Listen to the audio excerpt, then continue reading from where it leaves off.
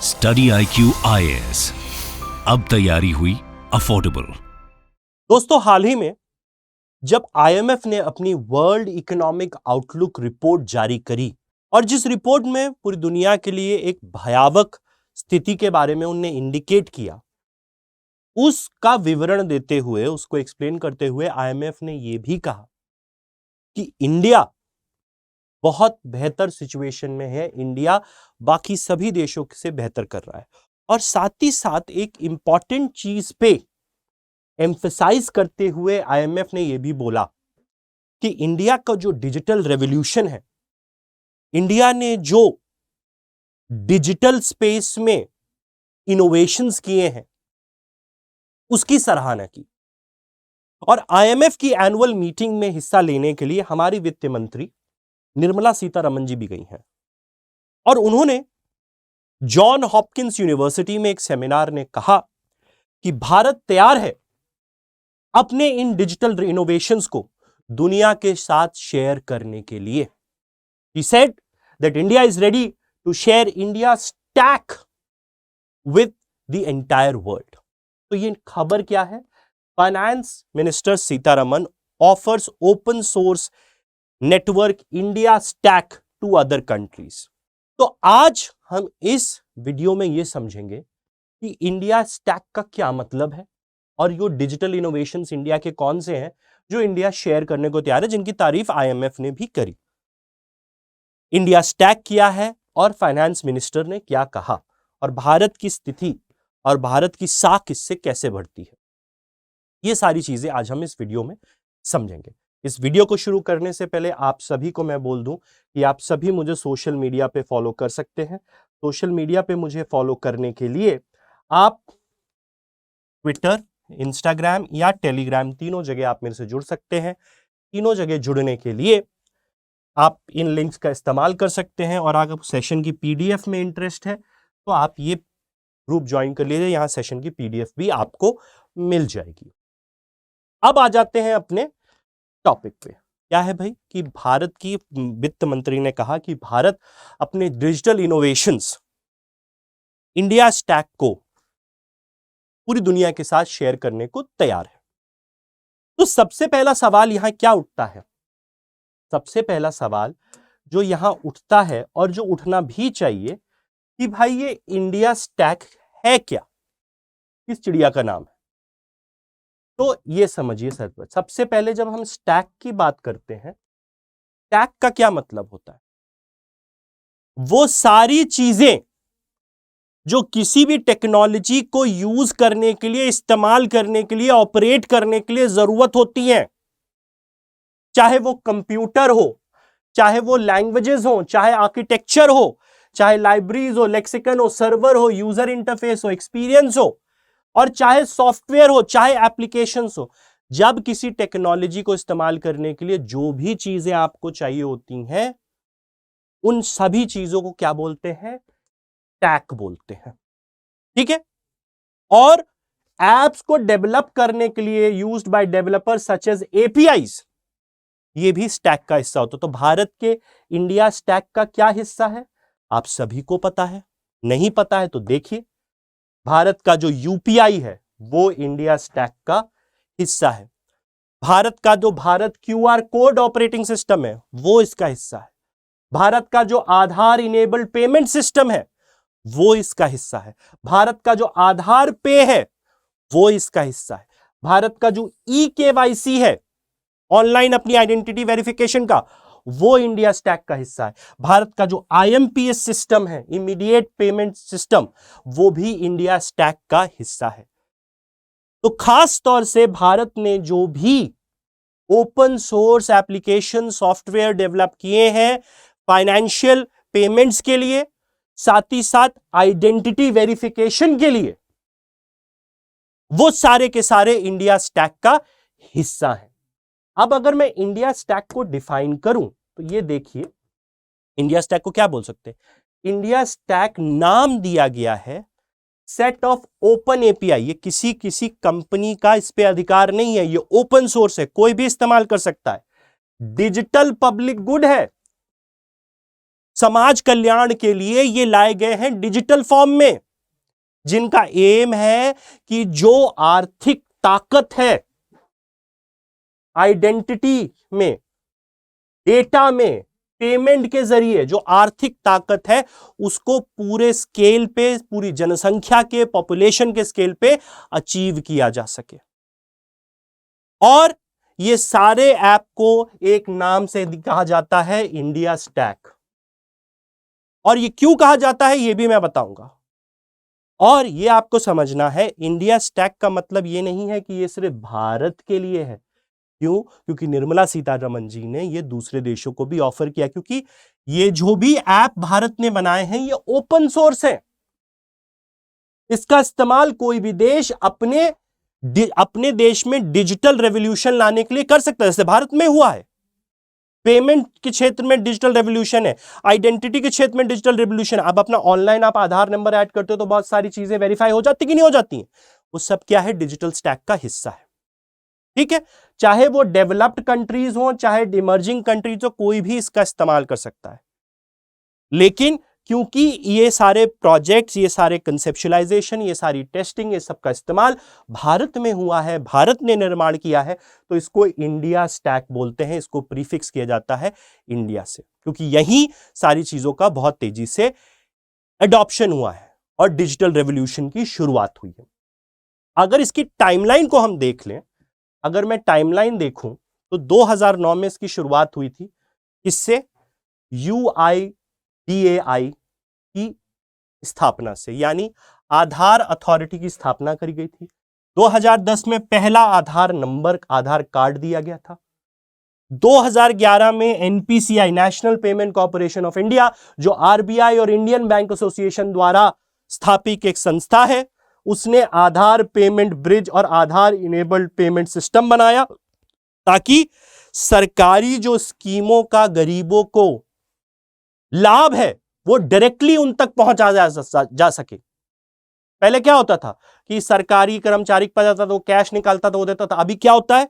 Directly सरकार अपने account से उनके अकाउंट में पेमेंट कर देती है, चाहे वो मनरेगा का हो, चाहे वो प्रधानमंत्री किसान सम्मान निधि का हो। डायरेक्टली आदमी को पेमेंट पहुंच जाता है, तो करप्शन का, लीकेज का स्कोप ही खत्म हो गया। तो 2011 में ये हुआ। फिर अगर हम आगे जाएं, टाइमलाइन को ध्यान दें, तो 2012 में क्या हुआ? eKYC यानी आधार को ऑनलाइन वेरिफिकेशन इस्तेमाल होने लगा। तो उसकी वजह से जो नो योर कस्टमर की कॉस्ट थी, बैंकों को अकाउंट खोलने के लिए जो कॉस्टिंग पड़ती थी, वो $23 से $0.5 हो गई। फिर 2015 में E-साइन लॉन्च हो गया। अपना साइन भी आप रजिस्टर करा लो और वो हर जगह चिपका मारो।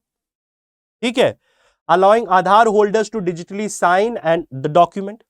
फिर 2015 में मिनिस्ट्री ऑफ आईटी ने इलेक्ट्रॉनिक्स और आईटी ने क्या लॉन्च किया? डिजी लॉकर, जहां आप अपने सारे जो डॉक्यूमेंट्स हैं उनको सेव कर सकते हैं, अपनी मार्कशीट्स, अपने आधार कार्ड, अपने इंपॉर्टेंट फाइनेंशियल डॉक्यूमेंट, इंश्योरेंस के डॉक्यूमेंट, सब आप ऑनलाइन स्टोर कर सकते हैं। ये सुविधा आई गई। उसके बाद क्या हुआ? 2015 में CCA लॉन्च्ड E-साइन, जो मैंने बता दिया। 16 में NPCI ने क्या किया? 16 में NPCI ने क्या किया?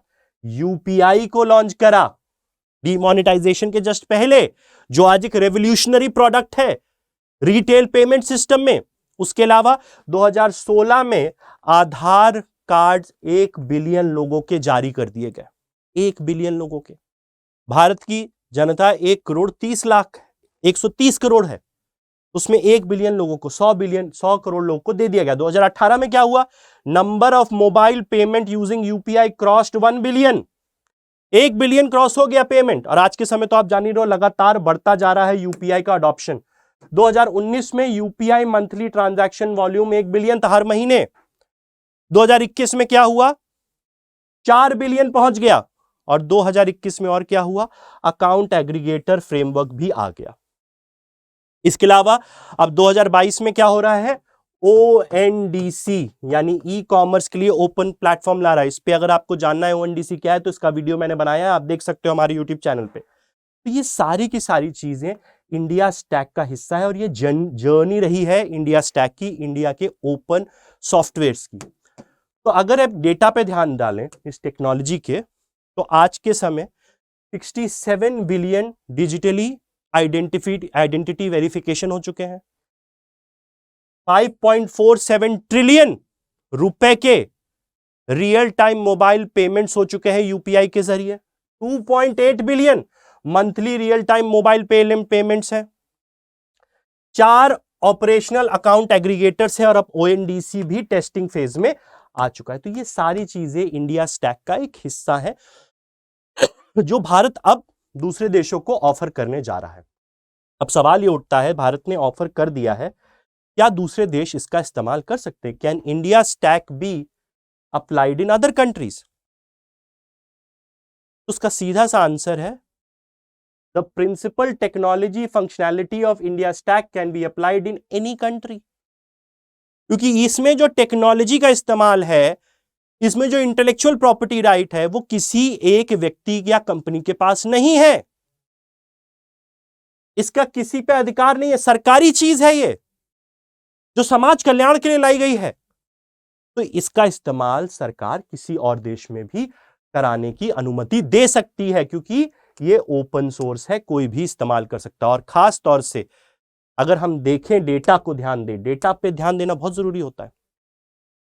2010 में पहला आधार कार्ड आया था, आज के समय क्या है 2019 का अगर डेटा देखें तो 1.2 बिलियन लोगों के पास 120 करोड़ लोगों का आधार हो चुका है।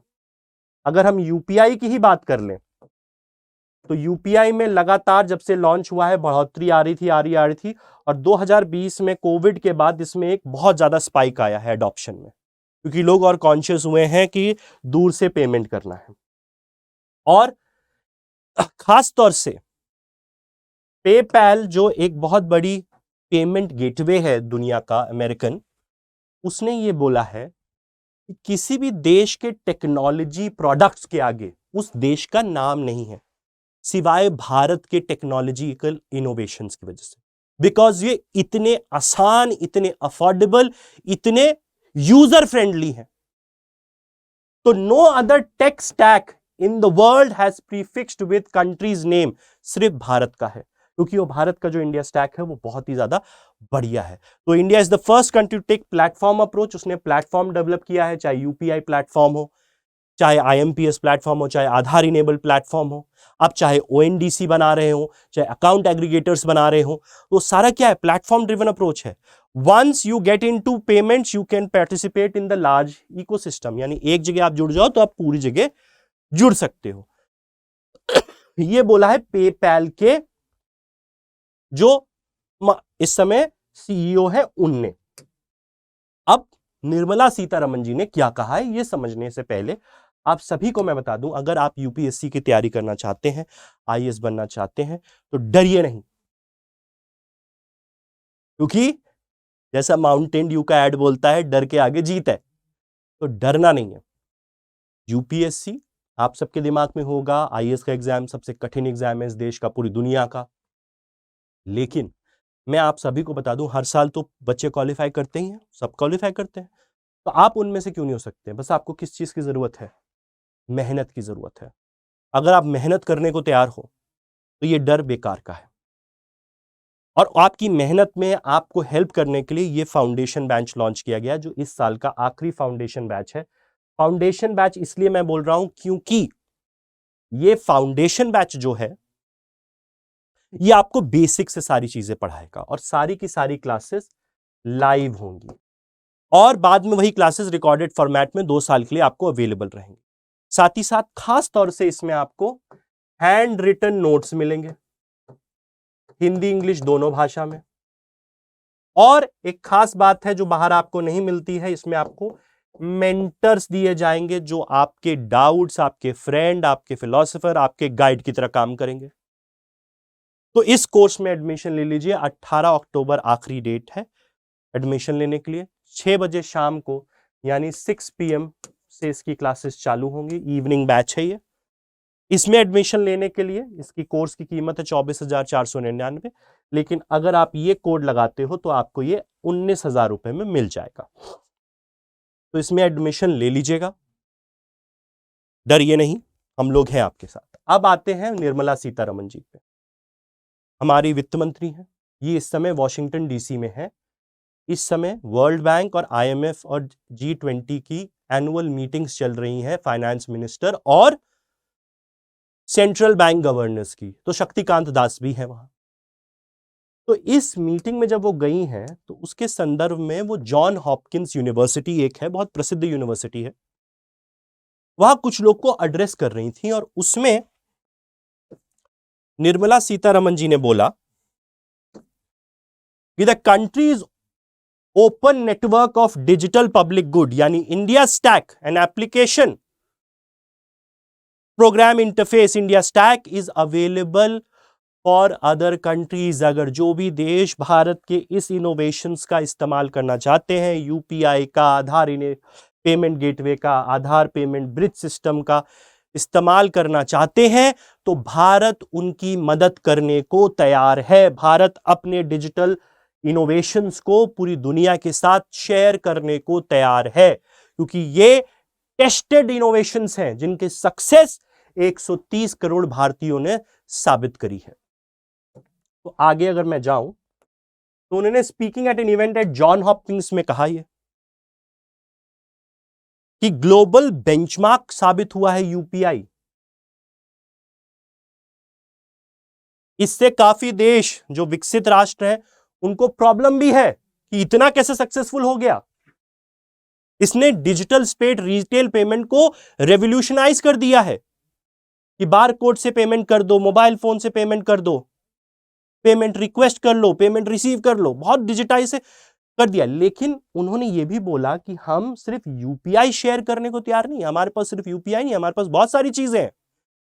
तो जब वो कह रही हैं standing here I want to reiterate that India's public goods are available for countries which need it, जिनको जरूरत है उनको मिलेगा, क्योंकि in India stack, in products जो इंडिया ने बनाए हैं उससे ना सिर्फ आम लोगों का भला हो रहा है, लेकिन छोटे और मझौले जो उद्योग हैं, स्मॉल और मीडियम इंडस्ट्री है, उनको भी बढ़ने का मौका मिलेगा जैसे भारत में मिल रहा है।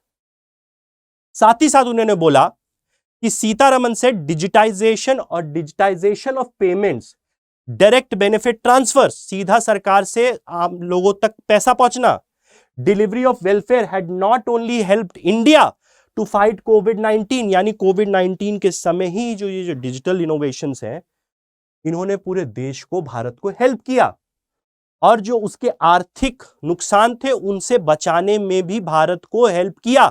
इस डीबीटी यानी आधार इनेबल्ड पेमेंट सिस्टम के जरिए तो हम गरीब लोगों तक सहायता पहुंचा पाए, और ये लंबे समय के लिए क्योंकि आने वाला समय डिजिटल इनोवेशंस का समय है, डिजिटल रेवोल्यूशन का समय, तो उसमें भारत पहले से ही तैयार है और भारत ने ये प्रूव किया है।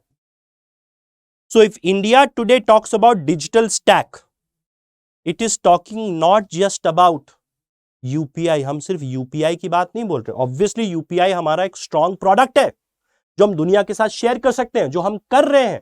आज के समय यूएई में यूपीआई एक्सेप्ट हो रहा है, सिंगापुर में हो रहा है, फ्रांस में हो रहा है, अभी अनाउंस हुआ है कि पूरे यूरोप में एक्सेप्ट होने लगेगा, यूके में हो रहा है।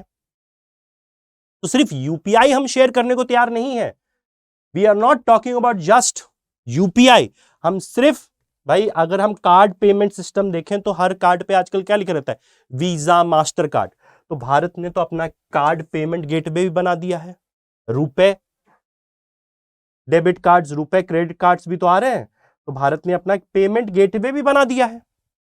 क्रेडिट कार्ड्स का इस्तेमाल है, फिर क्यूआर कोड्स का है, फिर आधार इनेबल्ड पेमेंट सिस्टम है, फिर ओएनडीसी जो बना रहे हैं हम ई कॉमर्स को रेवोल्यूशनाइज करने के लिए, वो अकाउंट एग्रीगेटर्स, ये सारी चीजें हम शेयर करने को तैयार हैं।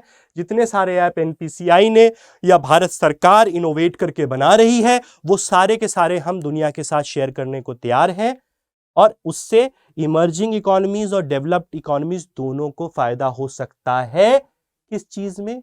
फाइनेंशियल इंक्लूजन में, वित्तीय समावेश में। यानी फाइनेंशियल इंक्लूजन क्या होता है? फाइनेंशियल इंक्लूजन का मतलब सीधा सीधा होता है when you are trying to provide financial services to people who have not had access to financial services, जब हम उन लोगों को वित्तीय सेवाएं प्रदान करने की कोशिश करते हैं जिनको वित्तीय सेवाएं नहीं मिली हैं, तो इन सारे प्रोडक्ट के साथ हम वित्तीय समावेश, फाइनेंशियल इंक्लूजन बेहतर तरीके से कर सकते हैं कि नहीं कर सकते हैं? कर सकते हैं। तो भारत दूसरे देशों के साथ शेयर करने को तैयार है, और इससे खास तौर से जो एशियन कंट्रीज हैं, साउथ एशिया है या साउथ ईस्ट एशिया है, चाहे अफ्रीका है, चाहे लैटिन अमेरिका है, उस सभी देशों को इसका फायदा मिल सकता है, क्योंकि भारत तैयार है सबकी मदद करने को। और भारत में निर्मला सीतारमण ने वहां जॉन हॉपकिंस यूनिवर्सिटी में यह भी कहा कि एक समय था कि भारत कैचअप खेलता था, कि अमेरिका ने कुछ बना लिया, फिर हम उनके पीछे पीछे पीछे पीछे पीछे पीछे चल रहे हैं, चलो हम भी इसके हिस्सा बन जाते हैं। लेकिन आज भारत लीड कर रहा है डिजिटल इनोवेशंस में, चाहे वो पेमेंट का क्षेत्र हो, चाहे वो पेमेंट का क्षेत्र हो, यूपीआई, आधार इनेबल, चाहे वो आधार आइडेंटिटी कार्ड का क्षेत्र हो, हमारे यहां डिजिटल हेल्थ आइडेंटिटी कार्ड भी बन रहे हैं, चाहे वो ई एजुकेशन का क्षेत्र हो। तो अब हम कैचअप नहीं कर रहे हैं, अब हम लीडर बन रहे हैं उसमें। अब हम स्टैंडर्ड सेट कर रहे हैं, और ये सारी चीजें हम प्रिवेसी प्रोटेक्ट करके कर रहे हैं, निजता के अधिकार को प्रोटेक्ट करके कर रहे हैं, सारे कंप्लायंसेस को पूरा करके कर रहे हैं। और आज भारत स्टैंडर्ड सेट कर रहा है पूरी दुनिया के लिए, और इसका इस्तेमाल पूरी दुनिया को देने के लिए, उपयोग दुनिया को देने के लिए हम तैयार हैं। ये निर्मला सीतारमण जी का कहना है, ये कहा है। तो मेरी आशा है आपको समझ में आया होगा मैं क्या बोलने की कोशिश कर रहा हूं। और साथ ही साथ उन्होंने ये भी बोला कि भारत में अब हाल ही में 5G सर्विसेज चालू हो जाएंगी, लॉन्च हो चुकी हैं। तो उन्होंने कहा कि भारत की जो 5G इंफ्रास्ट्रक्चर है वो भारत ने खुद निर्माण किया है। हां, हमने कुछ पार्ट्स 5G इंफ्रास्ट्रक्चर को भारत में लाने के लिए कुछ पार्ट्स साउथ कोरिया से लाए हैं, दूसरे पार्टनर से लाए, लेकिन जो पूरी टेक्नोलॉजी है ये हमने अपने देश में ही बनाई है। और इस 5G टेक्नोलॉजी को भी हम सस्ते दाम पे दुनिया के साथ शेयर करने को तैयार है, ताकि 5G टेक्नोलॉजी की जो इकोनॉमिक बेनिफिट है, आर्थिक बेनिफिट है, सामाजिक बेनिफिट्स है, वो सभी देशों को प्राप्त हो सके, मिल सके। तो वो तैयार है अपने इंडिया स्टैक को शेयर करने के लिए, हमारी 5G इंडिजिनस टेक्नोलॉजी को शेयर करने के लिए हम तैयार हैं, उन्होंने बोला है। तो ये बहुत बड़ी बात है कि आज इंडिया दूसरों पे निर्भर नहीं है, आज इंडिया दूसरों की मदद करने को बोल रहा है।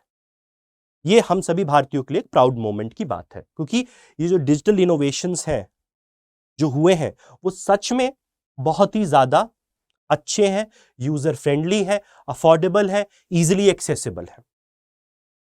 तो इनको हमें दुनिया के साथ शेयर करना चाहिए। वेस्टर्न डोमिनेंस को कभी तो तोड़ना पड़ेगा। तो ये कोशिश जो है ये अच्छी कोशिश है। अब जाने से पहले आप सभी को बता दूं, आप सभी यूपीएससी कोर्स को ले सकते हैं। फायदे मैं बता चुका हूं, आखिरी फाउंडेशन बैच है, इवनिंग बैच है, ये भी बता चुका हूं, 6 बजे 18 अक्टूबर से। कुछ नहीं करना है, इस कॉस्ट पे तो नहीं लेना है, ये कोड लगाना है और आपको ये 19,000 रुपए में मिल जाएगा। साथ ही साथ जो भी लोग मुझे सोशल मीडिया पे फॉलो करना चाहते हैं उन सभी से मेरी रिक्वेस्ट है कि इन 3 जगह आप मुझे फॉलो कर सकते हैं। अगर आपको पीडीएफ चाहिए सेशन की तो यहां आप मुझे फॉलो कर सकते हैं, बाकी सवाल तीनों जगह भेज सकते हैं। इसी के साथ आप सभी से मैं आज्ञा लेना चाहूंगा। Thank you very much, bye bye, take care, जय हिंद दोस्तों। स्टडी IQ IAS, अब तैयारी हुई अफोर्डेबल।